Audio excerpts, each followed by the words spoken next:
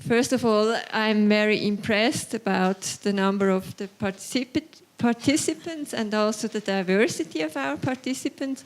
I have been looking in our list, and I have seen that we have 17 participants from 10 different countries all over the world, almost of all the regions where we are working, so West Africa, North Africa, South and East Asia, and the Western Balkans. And then we also have 10 to 15 participants from Switzerland, so also a variety of people from headquarters, partners, or competence centers. And of course, we have a bunch of really valuable experts in the room, representing representatives from different independent institutions from different countries, but also from competence centers covering the different topics we are discussing about. So for me, it's a great pleasure that we were able to mobilize and bring together this very interesting group for these coming days. Again, welcome to all of you. Now, for us, the DDLGN, it's actually a logic continuation of a learning topic we have started or discussed in 2015 in our network, the subject of accountability.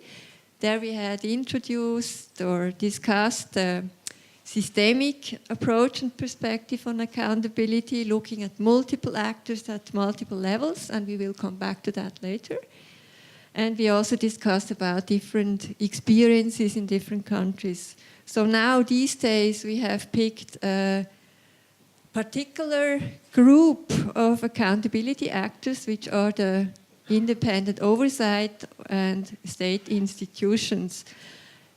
More specifically, we have picked 4 of them. We are looking at accountability, anti-corruption commissions, supreme audit institutions, national human rights institutions, and election commissions or election management bodies. We had to do this, we had to pick and prioritize 4 and to focus in order not to overload the program. But I'm aware and we know that there are also others, many more. And I also know that we have experts or people with experience in the room on other institutions, like, for example, ombudspersons, or we have also expertise on parliament oversight here with us in the room, with 2 representatives from our Parliament Oversight Commission and Parliament Services.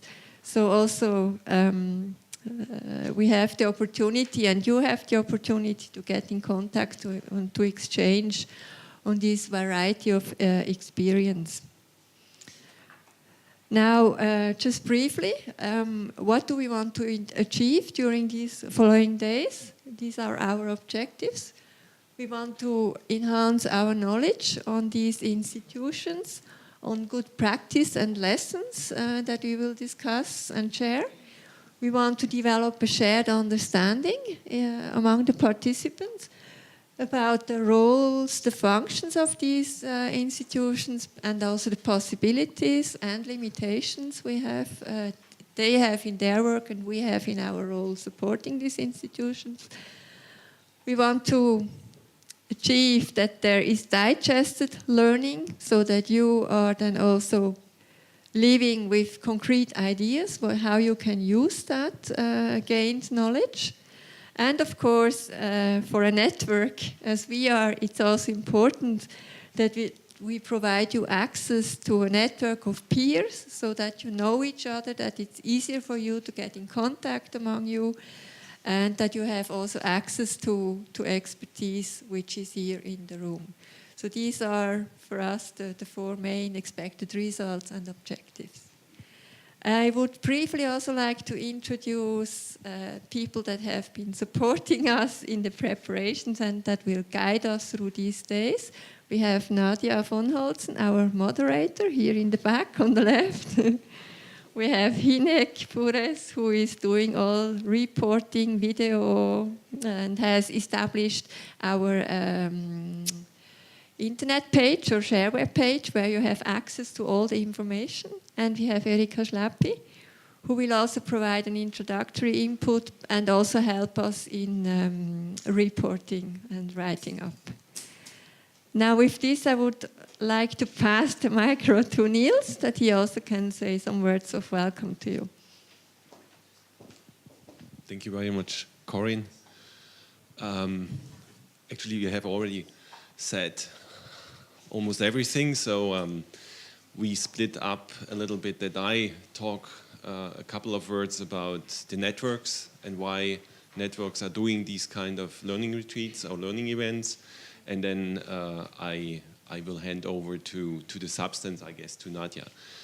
So, as Corinne said, welcome to this Two Networks event. Me as focal point conflict and human rights.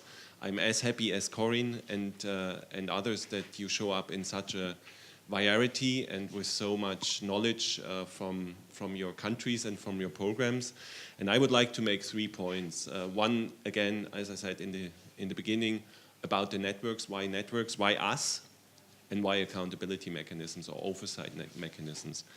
I think it's very important for you to know, who comes from the field, who does the real SDC operational work, that you understand that we still are a learning organization.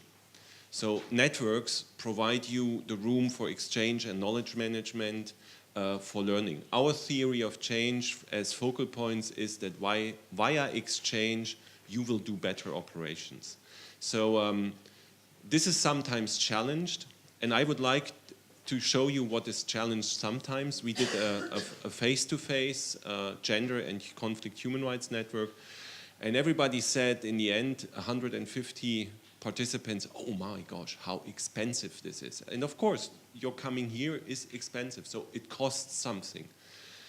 And then we always say, we defend that idea and say, listen, we could show you how much it costs if we would not do these exercises, if our operations keep the comfort zones, doing the technical track and not addressing the policy issues. So therefore, show us with that exchange how much you take out and how important these events are in enhancing your sustainability in the ground, your interventions and the quality of your work.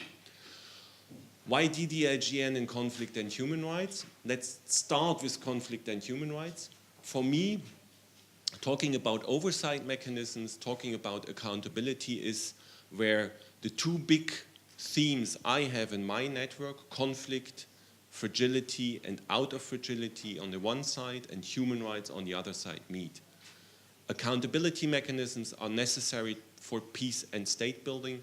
They are necessary for resiliencies between state and private institutions, for cohesion in societies and for respect of human rights. So for conflict and human rights, accountability and oversight is in the core where both meet, and this you cannot do without a perspective of governance, without a perspective of democratization, without a perspective of participation. So it's logically that we do this together with DDLGN. Last but not least, I'm very happy of the participation of Inanna, our new desk officer in the Conflict and Human Rights Technical Unit for Human Rights.